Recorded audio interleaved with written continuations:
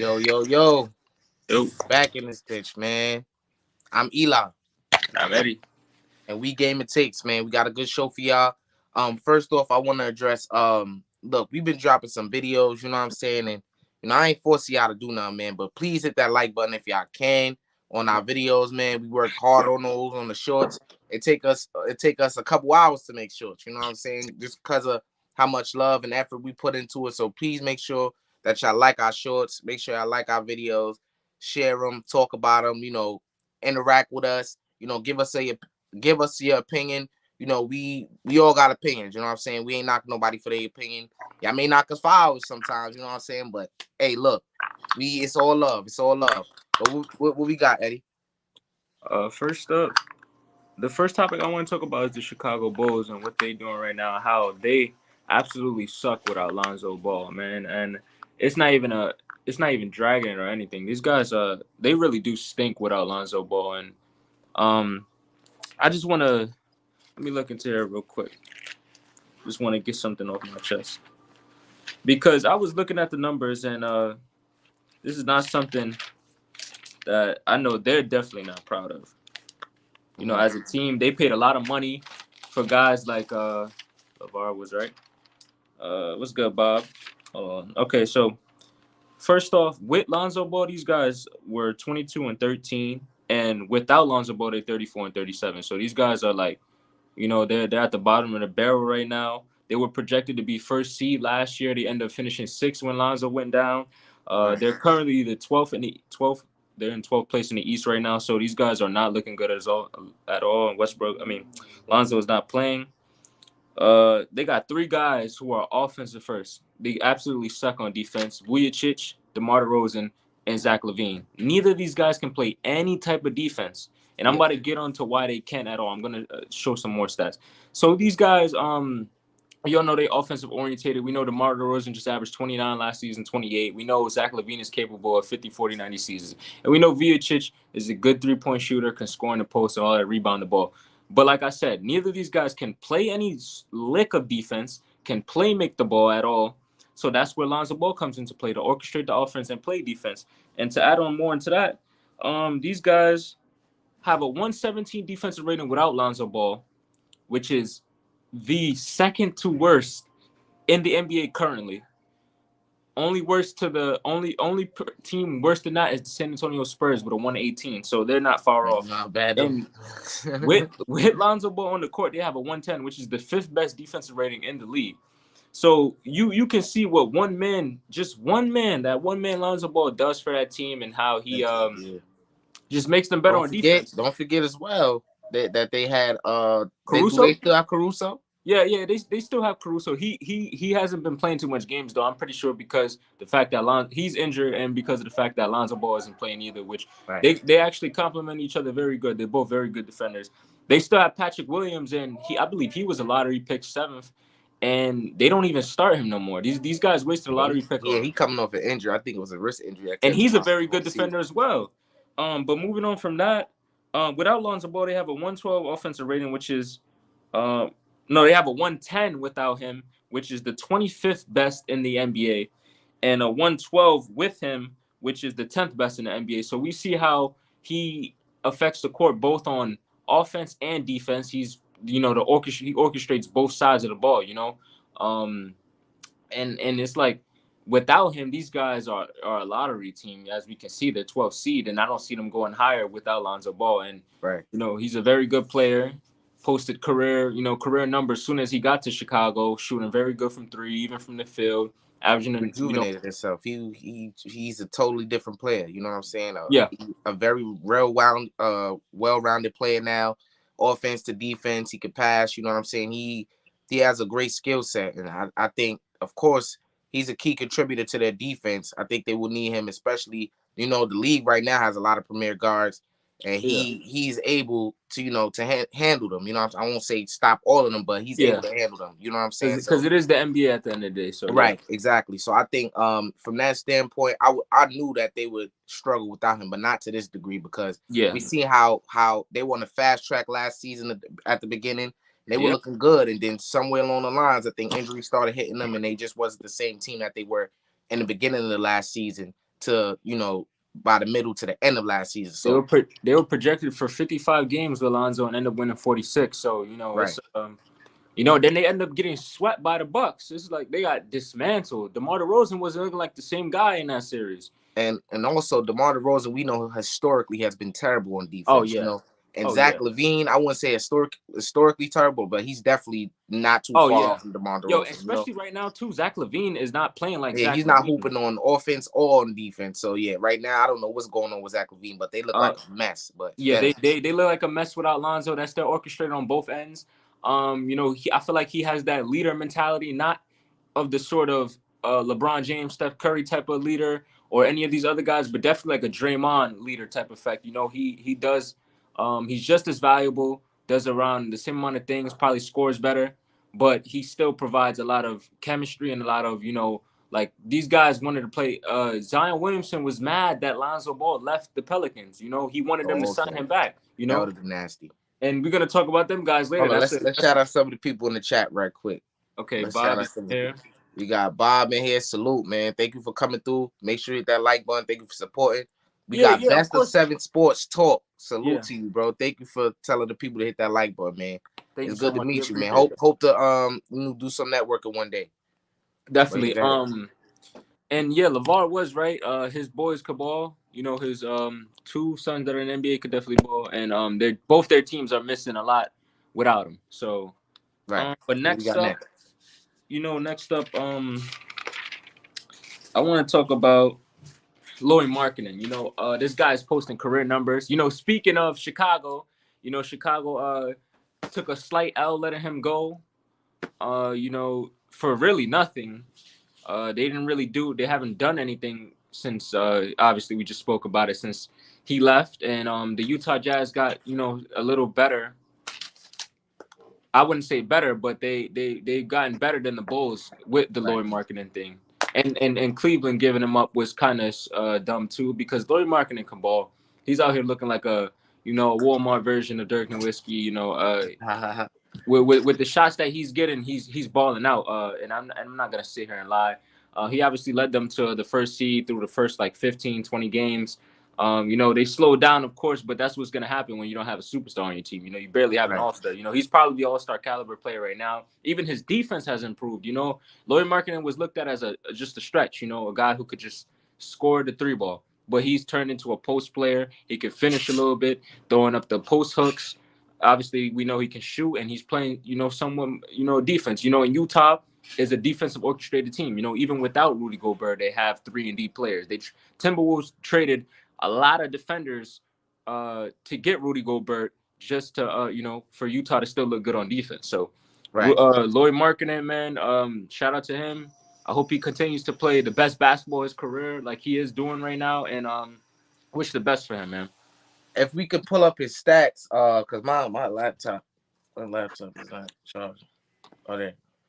But yeah, if we could pull up his stats, if you can, we'll talk along the lines of that, because I got a lot to say about Lauri Markkanen. I've definitely been an advocate for Lauri Markkanen. When he was drafted, I made a video stating that he probably is Dirk Nowitzki 2.0. The skill set's there. We're only now seeing him blossom and star in his role, because on the Bulls there was a lot of options, and he wasn't the first, he wasn't the second, maybe he wasn't even the third. So at this point, he has a better role where he could star and show what he's capable of. And I think at this point, we're gonna just see the best from him moving forward. And the general consensus right now is that he is gonna be the most improved player, and he's playing like it. He's really hooping. He's one of the best shooters in the league right now. As a big man, I probably think he's right behind Karl Anthony Towns, because we know Karl Anthony Towns plays like a forward, in my opinion, and he right now he's at the position of a forward, being as though Rudy Gobert is at the 5. Dang, what I was gonna say. No, man, you could continue. I'm sorry. Nah, I'm done. Go ahead. But he's rebounding pretty well too. I want to throw that out there. I believe he's grabbing about 7 to 8 boards at the 4 spot. He's playing down there, and he's never was really looked at as a strong rebounder. But yeah, he wasn't even a first, second, or third option on the Bulls roster. And we know, even though Zach LaVine is efficient, he was taking a lot of shots a game, most of the shots, and he's not a guy at all. He might get a little 4 or 5 assists, but he's not a guy that can create offense. So, I feel like him and Lonzo Ball would have been a great, they would have been very good. He would have been setting them up very good on the pick and roll, pick and pop, whatever you name it. But sadly, that didn't get to happen. But he's still doing his thing in Utah. And okay, going back to the most improved player, this is actually an improvement. Ja Morant last year, no, not to discredit him or go off topic, but we know what he was capable of. It wasn't really much of an improvement. We just knew that he just finally reached superstardom. But this is a real improvement. Going from he's a bust, overrated, maybe should even be looked. I've heard times where people said Lauri Markkanen shouldn't even be in the league because of all the credit they were giving him going into his first years in the NBA, and he just didn't turn out what he was supposed to be. Right. So this is really an improvement right here. No one's saying that now. A lot of hype has been circling around him since these last 25 games in the NBA season. So like I said, to add on again, I'm happy for him. He should be, if he continues to hoop like this for another 2 years, he should be looking at a large payday somewhere along the lines around the $150 million. And right. I hope he continues hooping, man. He's still young. He's not near 30 yet. I believe he's around 24, 25, 26 years old. So he still has years. Height and shooting. And he has the height, 7-footer, man. A very skilled 7-footer at that, man. So height, I'm telling you, height and shooting rules the day in the league to me. Oh yeah. Real. That goes far. If you could do those two things heading into a draft, highly touted. With the post play too is really dangerous. With the post play, a lot of people, we see Joel Embiid, how he gets down in the post. Even Anthony Davis, all these guys that get crazy in the post, and then to add along that shot with it, man, from the three and the mid range, he's lethal with it. So I feel like he's very efficient with it as well. If he just gets some more shots, I hope they tend to build the offense around him. I mean, I know they got Jordan Clarkson out there and the 6th man of the year, and he comes off the bench, takes all the shots he wants.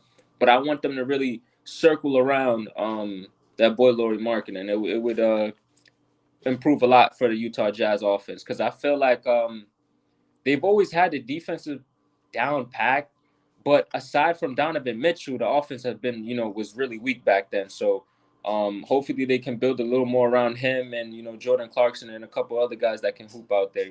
They still got the defense down packed with Vanderbilt and then a couple other 3-and-D guys on that roster. So, and even Mike Conley's still there, who's a pretty good defender. So, moving on from that, you know what? We might as well. We could save that for last. Let's address the greatest teams ever. Yo, I'm about to cook up on this. I gotta. I was prepping a lot for this because the guys that I got, man, I really do believe they're the best team of all time. You go ahead. All right, I'll go first. All right. So I got the 2000-2001 Lakers. So those guys in that 2-year stretch was like, I didn't obviously wasn't born for the basketball, but you go back and watch and it's like one of the greatest eras of basketball ever. In my opinion, the 2000 era is the best and the most comp era of basketball, in my personal opinion. Obviously the best player didn't come from the 2000s, but in my opinion it is the best. So the LA Lakers had the best offensive rating through this 2-year stretch and the second best defense. They were a total of 153 and 50 through the 2 years, counting the playoffs and the 2 regular seasons, which is 75% of their games won. They played about 6 50-win teams and 2 60-win teams through these years. So being that means that in the playoffs they only played under a 50-win team one time, which was the Sacramento Kings in 2000. And they squashed them both. I mean, they went 3-2 in the first round because back then the criteria was best of 3. First to 3. I'm sorry. So they go to 5 with a 44-win team. So that's how the West is starting to cook up. Then in the second round they go against this underrated Phoenix Suns team with Penny Hardaway still in his prime, Cliff Robinson, a decent legend, and Jason Kidd, a young Jason Kidd, and Shawn Marion, who were not far off of 60 wins. They were a 50-win team. Then they go into Western Conference Finals. Everyone remembers the famous lob from Kobe to Shaq. Everybody remembers that. And then, against Rasheed Wallace, one of the best shooters of all time, Steve Smith, Scottie Pippen, a very, very good defensive team. They beat them. They move on to the finals for Shaq to face off against the Pacers. Reggie Miller, Rick Smith, Jalen Rose, Mark Jackson, a very good team. Shaq goes on to put up the best finals performance in NBA history, posting 38 points per game, 17 rebounds, and 3 blocks. That was, honestly the best finals performance posted by any player in history, no matter when it was. Shaq absolutely dominated. He was also the MVP that season, so that goes along to put on the fact that, these guys are looking very scary. So now we move on to the next year. This is where the West heats up a lot in 2001. So he goes up against a 50 win team in the first round. I want to offer a promotion to your channel. Nah, we good, but thank you though. Thank you for the follow. Who's that? Thank you for the follow on Twitch. We appreciate that. Of course, you know that. But moving on from that, 50-win team was at the 7th seed, man. That's how the West started to heat up in 2001. They swept that team. They swept the same Portland team with a very good defense. Then they move on to the second round to play the Sacramento team, who got better, who are now a 55-win team, man. These guys, Peja Stojakovic, Hedo Turkoglu, Chris Webber, Jason Williams, these guys had a squad, man. And the Lakers end up sweeping them. The Lakers, man, them boys was hooping out there. Then they go on to the, to play against the first seed, the 60-win San Antonio Spurs, man. These guys had the Twin Towers, had a couple other players, Avery Johnson, Antonio Daniels, and they swept the best team in the league, and Tim Duncan was second to MVP this season, only falling short to Allen Iverson. And then we move on to the finals where we know where Shaq completely destroys one of the great. You're 4th best defender of all time. Dikembe Mutombo posting, in my opinion, the 2nd best finals MVP of all time, 33, 16, 5 assists, and 3 blocks. So these guys absolutely dominated the West, the East, no matter when. They dominated the whole NBA. That's why I got them as the best team to ever roam the earth. It's a couple of honorable mentions as well. We know you guys in the comments gonna get on us about not including Golden State, but that's it. And maybe the 80s. Wait, so you doing 5? No. I'm only doing 5, so it matter. Or you want me to do 10? I did 1 best team ever. Oh, you just naming it. Okay, all right, bet.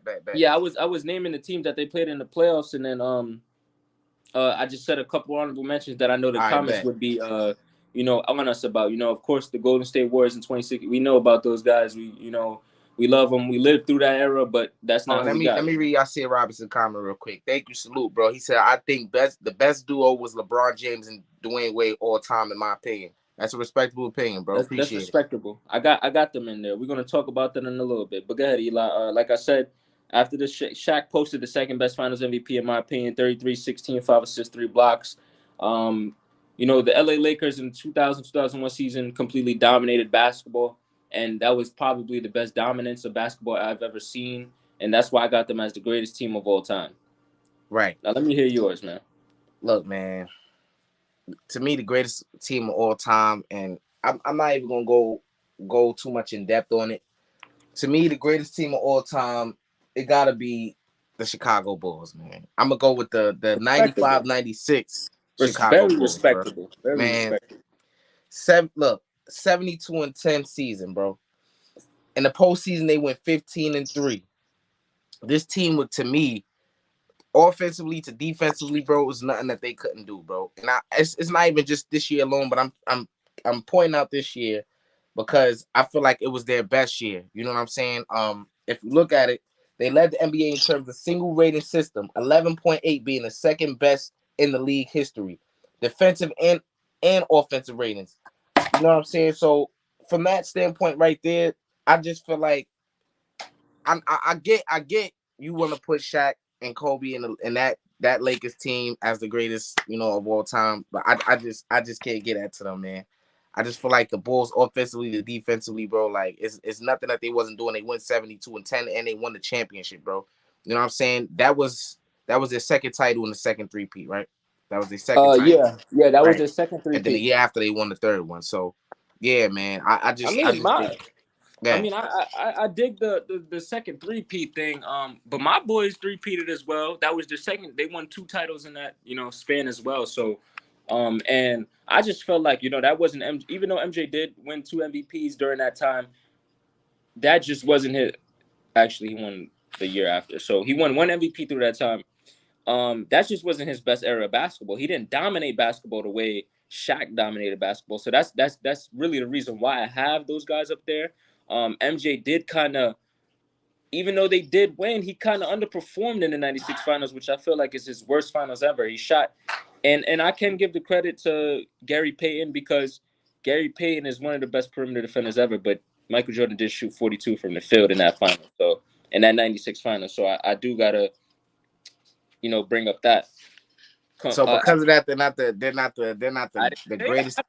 I'm just telling you a reason why I felt like Michael Jordan just wasn't nowhere near as dominant as Shaq, to where Shaq, both won 1 MVP. Shaq was closer to unanimous, and he completely dominated the league. People feared Shaq, not just the center. The whole team feared Shaq around that time. If someone feared Michael Jordan around that time, it was because of the trash talking he was doing, not because of his overall play. He just wasn't his best self around that time.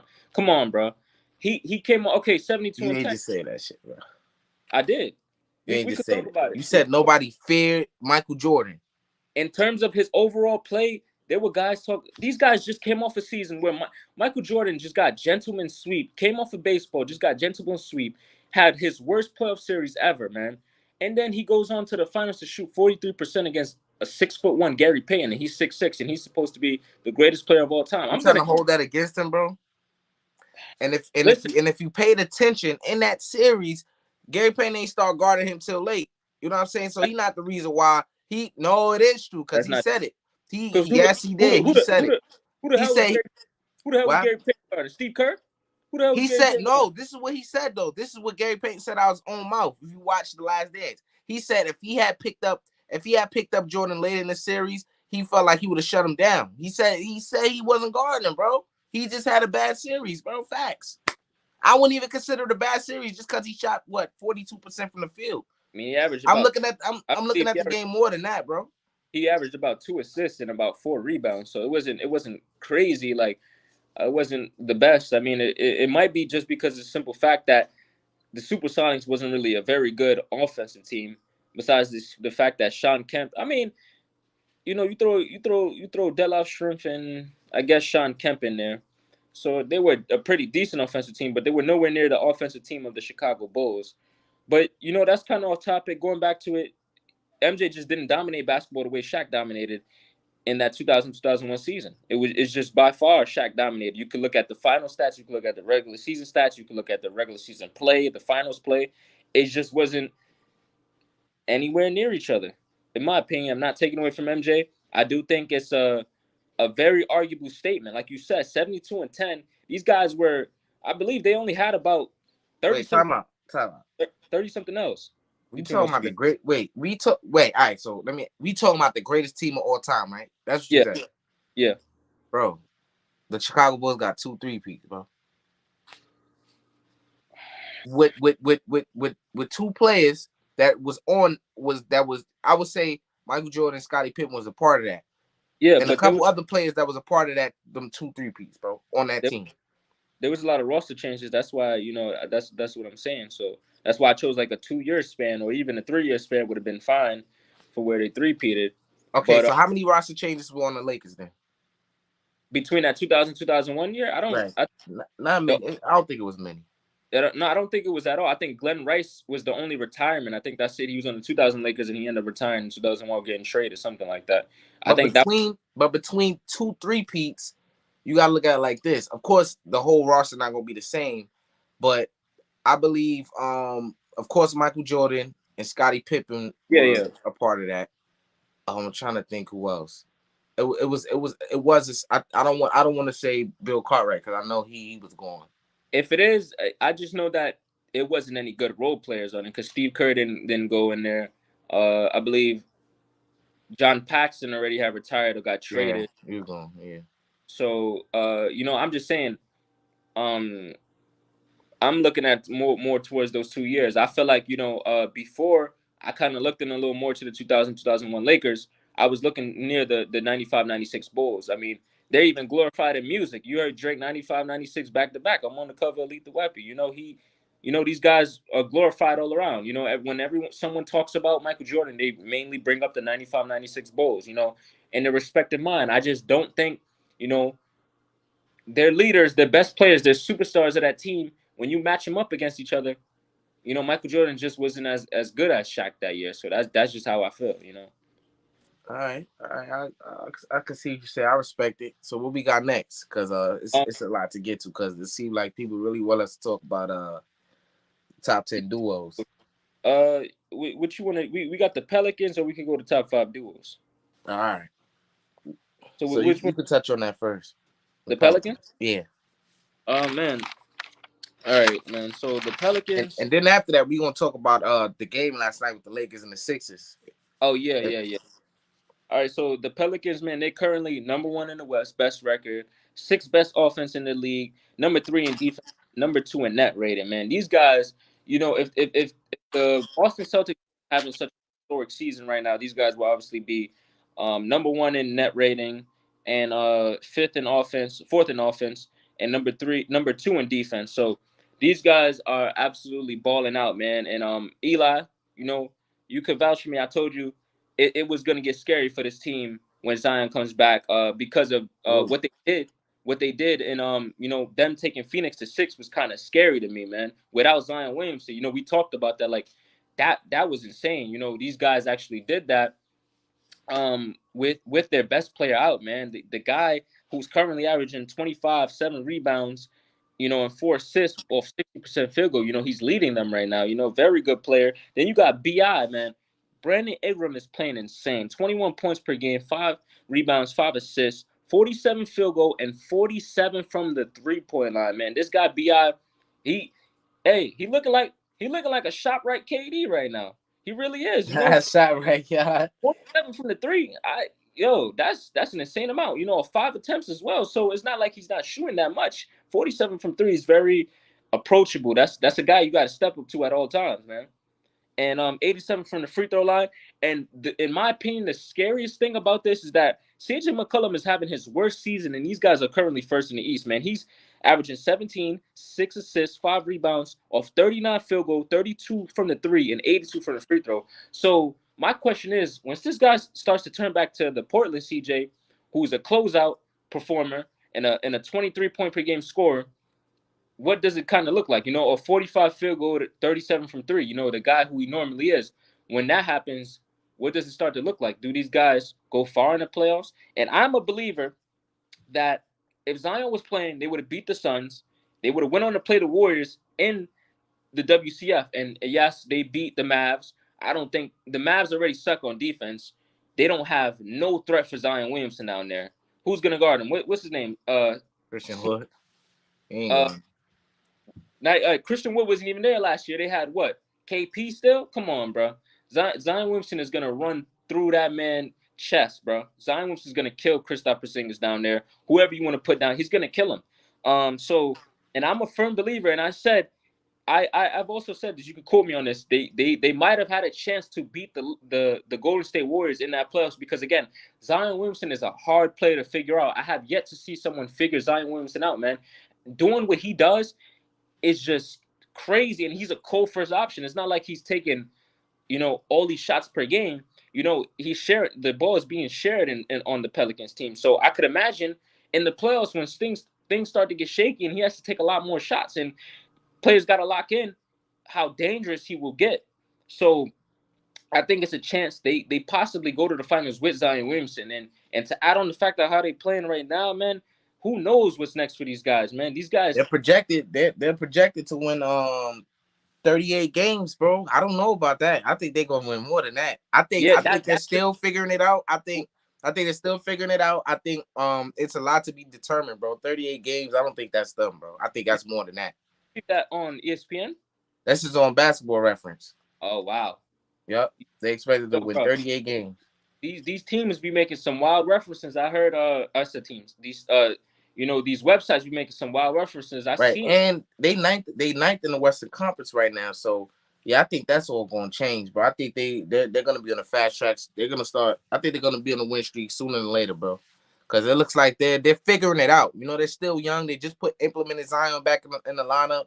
There's been a lot of ups and downs to them. I think this season right here is where I think they're gonna get their big break for real. I think this season could really be their big break. They got a lot of potential, Wait, like you said. Yeah. they're not ninth in the West. They're first. Wait, what am I look? Wait, finish. Like, oh, this is last season. It's showing. Oh, okay, this is showing me last season. They're first in the West right now. They're like 17-8. Oh, this is last season. Oh, this is what it's showing me from last season. My bad. My bad. And to add on the fact about the whole Phoenix Suns situation, these guys they played really good against those guys yesterday. Chris Paul was playing, and we all know we all seen the controversial, Zion doing the 360 dunk. My personal opinion, they were only down 9 points. I feel like it was nothing wrong with him doing that dunk. I get the whole respect thing, Man, but people was mad he did that. I mean, listen, bro. I could understand why people, the whole respect thing, but I don't think, if I could 360, I'd do the same. I'd do the same thing, man. I ain't gonna lie. But But yeah, yeah, man. like I said, it's open season now in the West, bro. The Warriors, they're supposed to be like ahead of the curve, especially experience wise, all that coming off the championship. That momentum, but that momentum is gone. So I think it's open season out in the West. Any of those teams with any of them young phenoms like Luka, John Morant, even Zion and Bi, any of them guys could probably most likely make it to the finals. So it's open season out there. I wouldn't put it past the Pelicans to make it to the finals. Wouldn't put it past the Suns to probably make it again. Wouldn't put it past the Mavericks to make it, Weak nor ass. John Morant and his squad. So Yeah, the Cavs are. Yeah, talk to me. I said the Cavs are doing really good. Darius Garland, Mitch Land, baby. man, But them dudes, man. but I ain't gonna anyways, sleep on that, man. but anyway, we about to get it. We're gonna transition now into the top five. What top five duos? Oh, now Top 10? next we's going, but nah, go ahead, go ahead. We gonna talk. Go ahead. You want to do that or Nah. Let's do the top 10. top 10 duos? Yeah. Okay, you could go first. Okay, wait. Hey. All right, top 10 duos, right? Look, I had to do my research right here. I got all my penmanship out, bro. And number one, I got Shaq and Kobe, bro. I, to me, and this is all I'm gonna break it down. And this is a lot of personal preference. To me, Shaq and Kobe were more like, especially um in the finals. I felt like it was superstar and superstar. In the regular, hold on, you're not hearing what I'm saying. To me, I feel like in the playoffs, in the regular season, throughout that three-peat, Kobe, he didn't play like a superstar. He played like a star. But I feel like during the playoffs and beyond is where he kind of stepped up. So I feel like from that standpoint, if I'm looking at MJ and Pippen, I'm not looking at them to the same stratosphere or like the same as Shaq and Kobe. To me, Pippen wasn't. I wouldn't consider him a top five player in the league. You know what I'm saying? I wouldn't consider him. To me, I feel like Kobe could have been a consideration as a top five, especially at that time if you think about it. To me, so I from that standpoint, they won 3 championships together. The three-peat. That's only one of very few teams to do that. You know what I'm saying? And I feel like they played together more well, and they were able to get along on the court. We all know the other stuff off the court, but on the court, like they had one of the most greatest cohesiveness together. You know what I'm saying? And from that standpoint, we look at it and people say, "Oh, if Shaq and Kobe had stayed together, how many more would they have won?" Right, all right, because their respect. dominance together and the way they played, it just meshed so well. You know what I'm saying? And everybody always brings up how many championships they could have won if they stayed together. You know what I'm saying? And from that standpoint, right there, look at it. I think they're the greatest duo of all time, bro. You can't say one and not say the other, bro. But then second behind that, of course, I got MJ and Pippen. Goes without saying, they won 6 championships together. 2 3-peats. Everybody says, "Oh, Michael Jordan needed Scottie Pippen to win. If he didn't have Scottie, how many championships would he have won?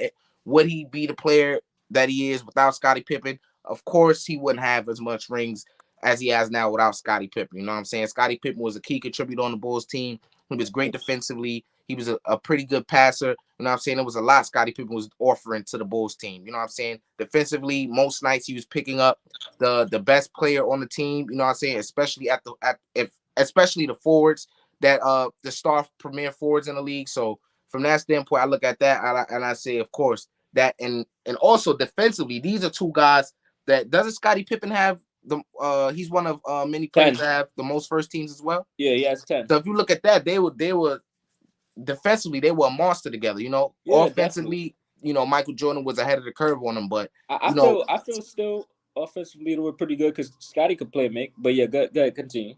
yeah, but yeah, MJ and Pippen, that goes without saying, bro. Then not far after that, I got Magic and Kareem, 5 championships. They Yes, went sir. 507 and 179 in 10 years, 110 and 47 in the playoffs, and Very impressive. and they, of course, we all know their rivals, the Boston Celtics.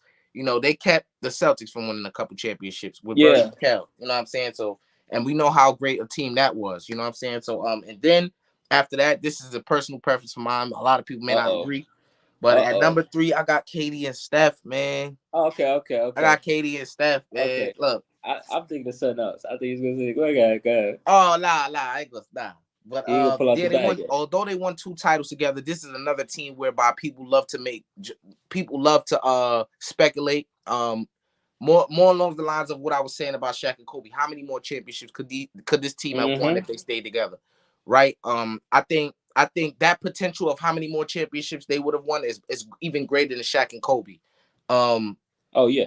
This team right here, only 2 titles, but they went 182 and 64 in the regular season and 46 and 14 in the playoffs. In their first playoffs together, they went 16 and 1. I think there's only been one other team to do that, and that was the Los Angeles Lakers, 2001. They were 15 and 1 too, because the rule was. Oh yeah, I forgot. Yeah. But it was only one other team that came close to something like that. Yeah. But you know, the whole rule change happened. But yeah, that goes without saying. This 2 of the greatest scorers of all time on one team. You know what I'm saying? You know, we all know because we talked about the Warriors numerous times on here. You know, we've had a lot of discussions about brief and sweet. That's right. All. We know what it is already. Y'all know what it is. Then right after that, I got Bird and McHale. Although they won 3 more titles, you know what I'm saying? I do have them at number 4. They were 2nd and 6th. Bird and McHale was 2nd and 6th in regular season win shares and 2nd and 4th in the playoff win shares. These two played together really greatly.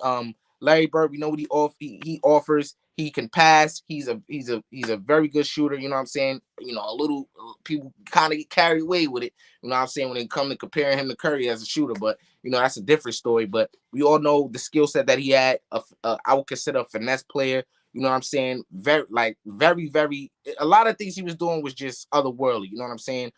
He's one of the best. He's one of the top 3 small forwards of all time. So credit to that. And then you got McHale, one of the greatest forwards of all time.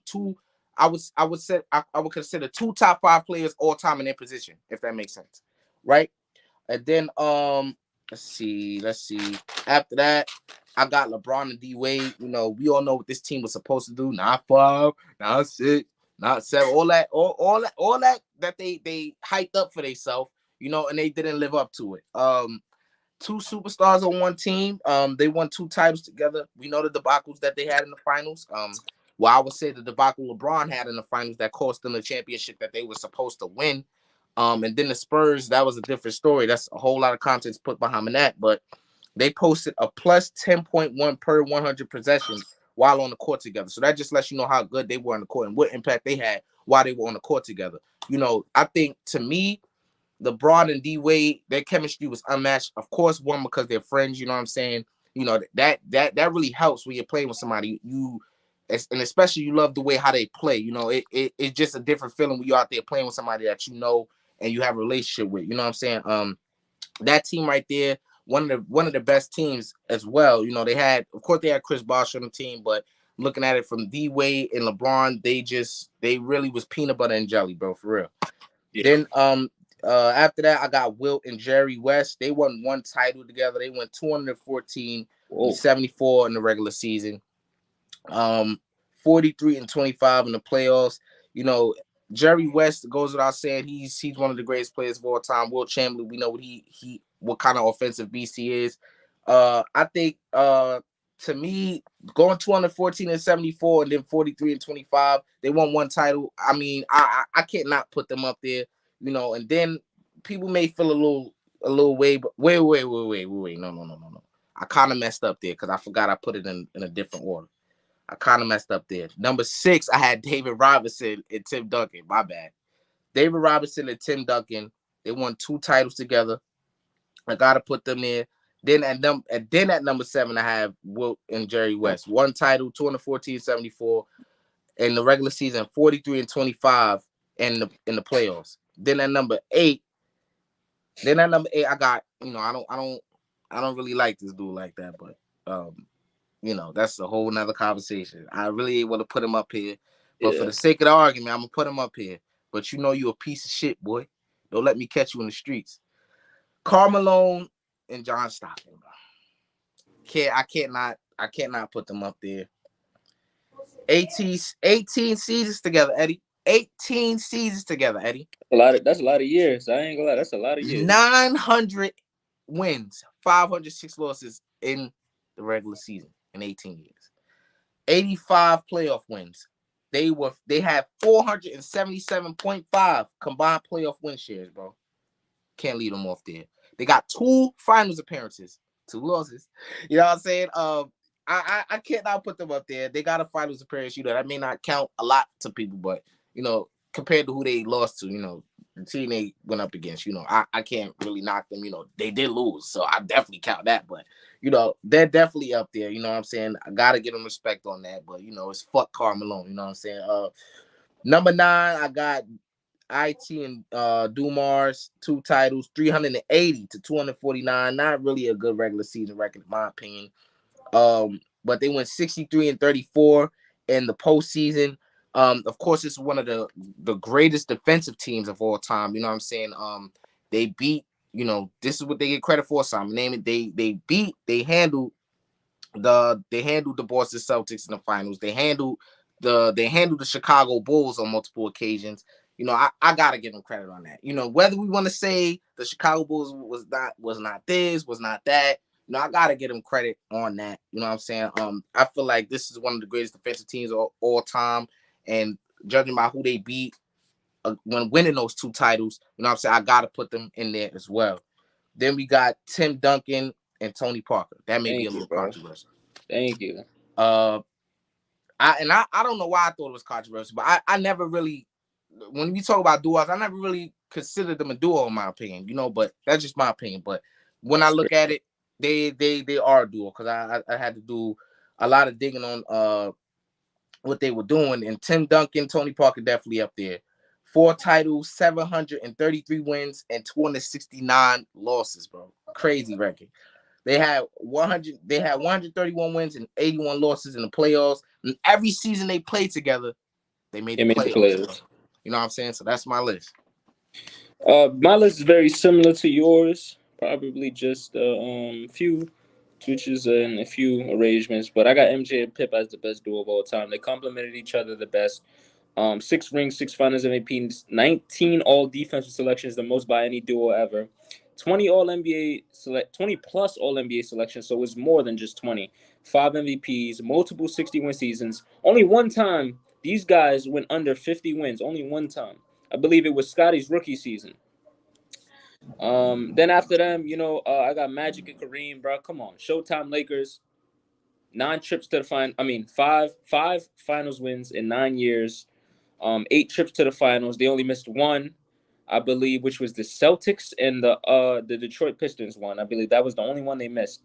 You know, it's not much to say. I mean, these guys got what, 9 MVPs put together.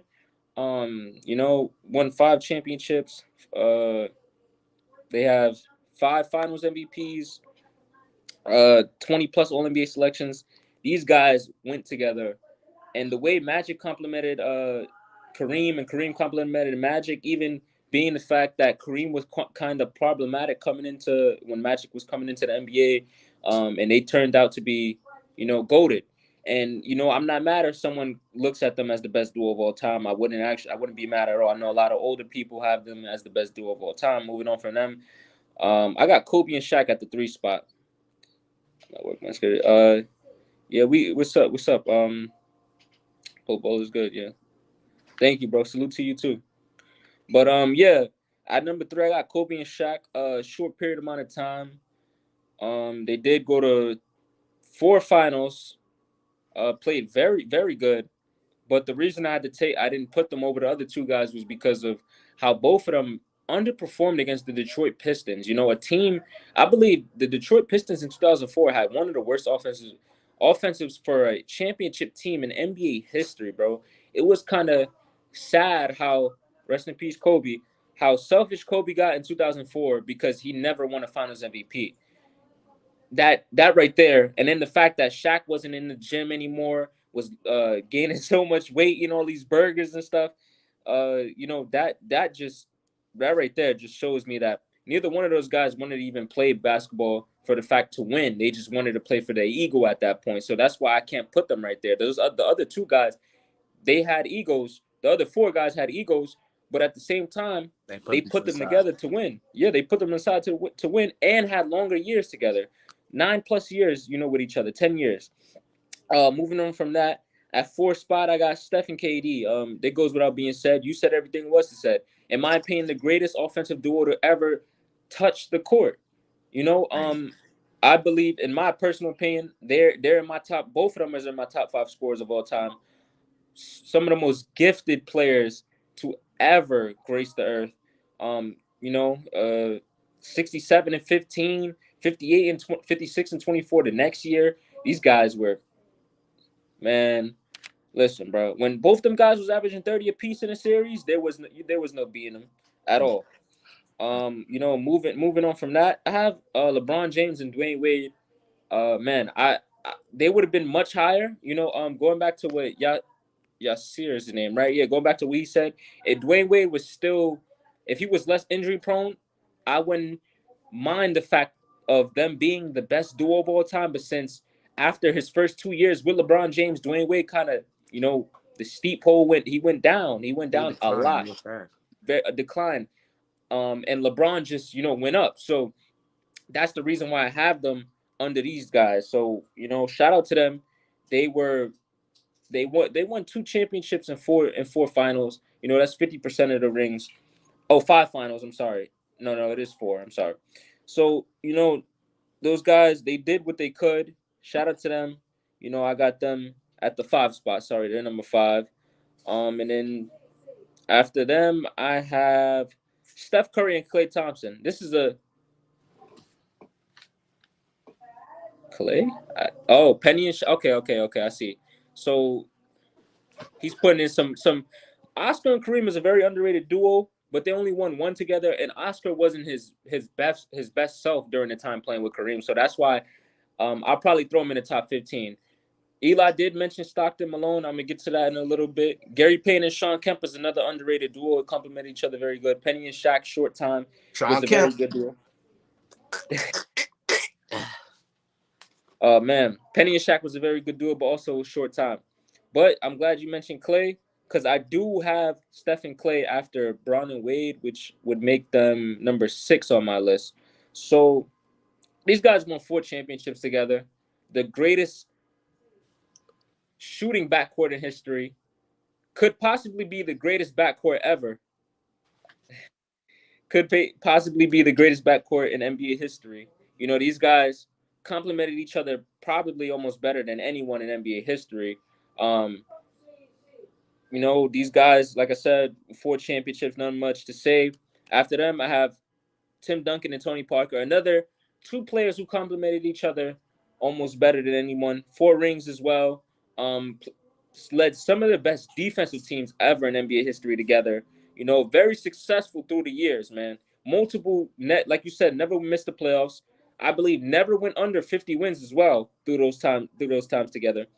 Then an underrated right here I got for you, Lost Art of Boxing, is Julius Erving and Moses Malone, who won 2 championships in the 80s. Both Moses won 2 MVPs, Julius won 1. They beat the LA Lakers and I believe the Celtics in the finals.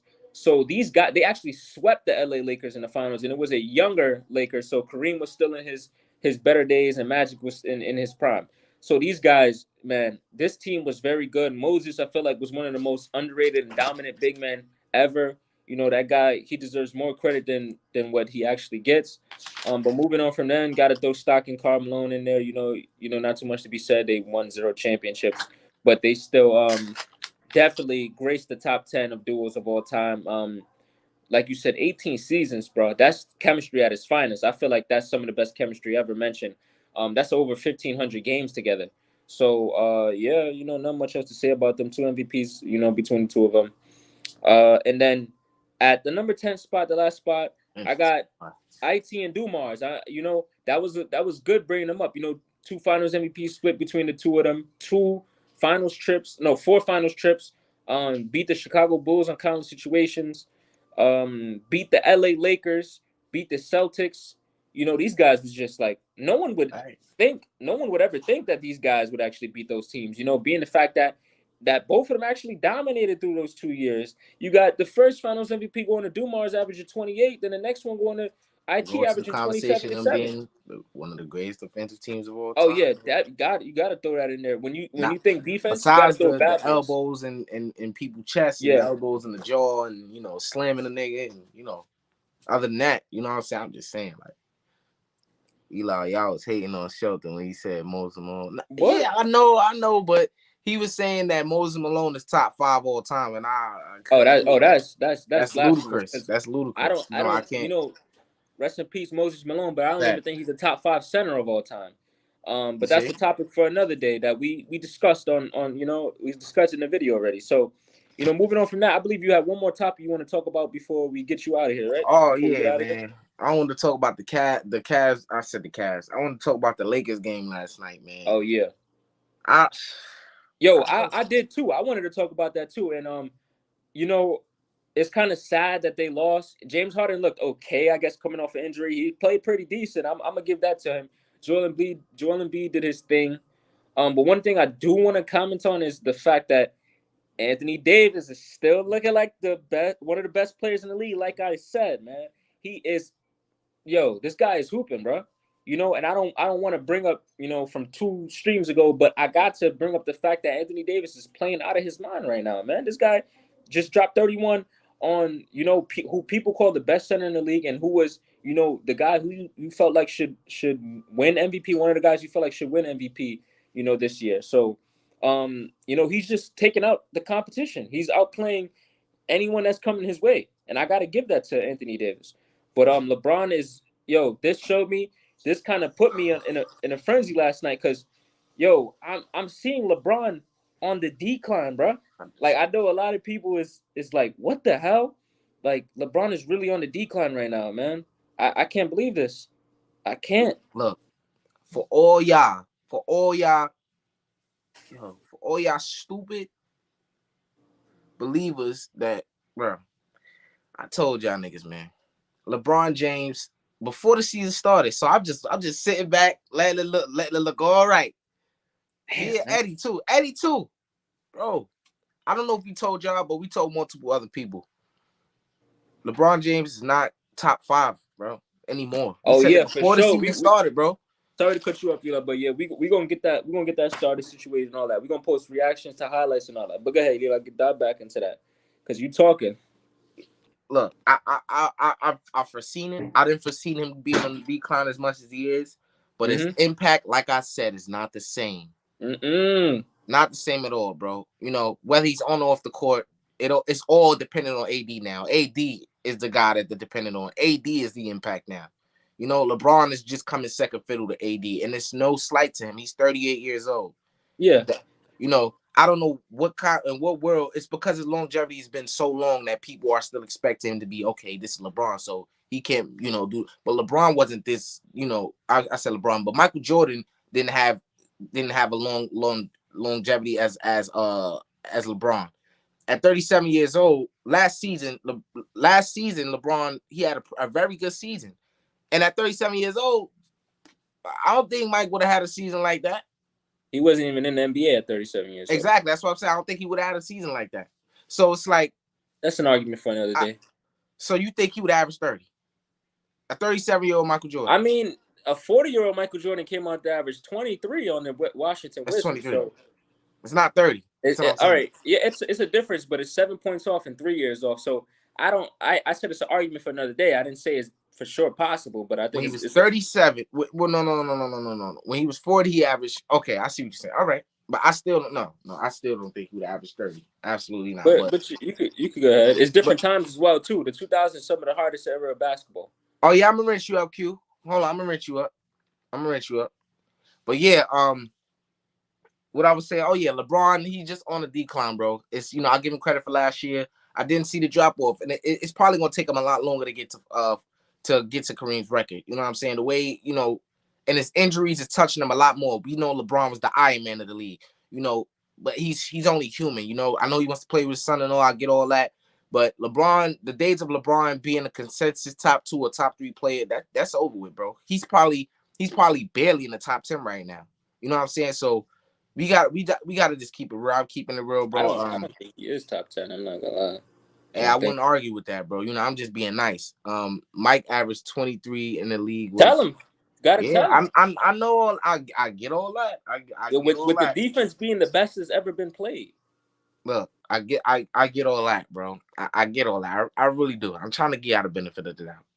But let's not knock. I'm kind of knocking MJ, but we can't just sit here and say because there's only one player who's been able to do that at that age. You know what I'm saying? So I can't just say, oh, MJ could do it too. You know how great MJ is. It's gonna change because the Kingslayer is still here. Bro, the Kingslayer, he got problems in Golden State. You know what I'm saying? Since you wanted to bring him up. Since you wanted to bring him up. Nah. Now we on a different conversation. I got a little time. I got a little time. Yeah, I got a little time. We talked about him last video. Nah. Since you wanted to talk about them, what's going on with the Warriors, bro? What? Since you want to discuss back on that topic, we finding our rhythm. That's all I know. Klay Thompson's coming back to be who he's supposed to be. Jordan Poole, he's not looking like his contract, but he's getting back there.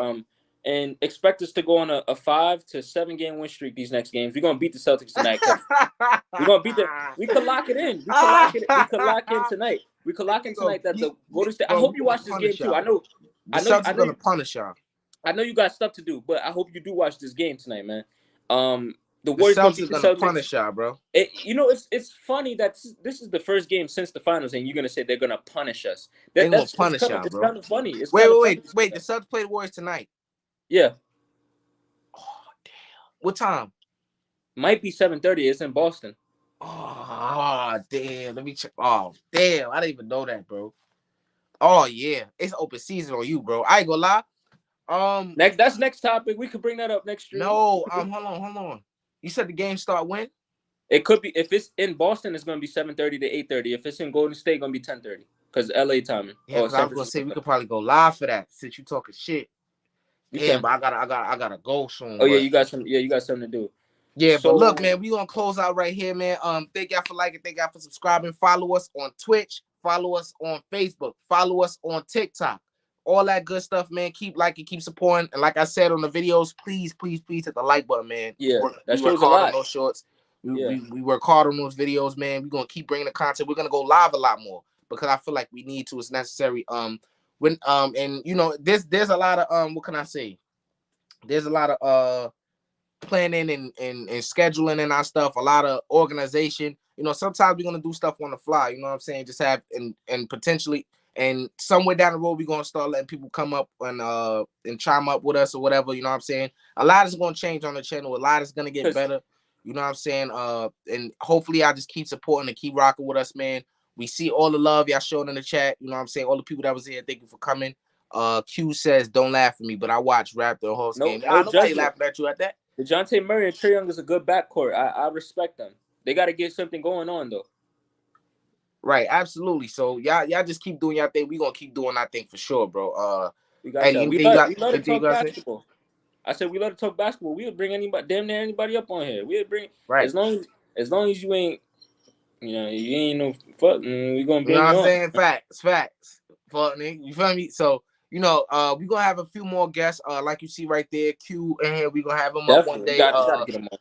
I gotta wrench him up too. It's a lot of other people I gotta wrench up, but yeah, we're gonna get Q up here. We're gonna have a lot of guests, you know. At some point, we're gonna start having a lot of people on at one time, just to get a lot of different opinions, you know. So with that, I'm Eli, and I'm Eddie. and we Game It Takes, man. Thank y'all for coming through.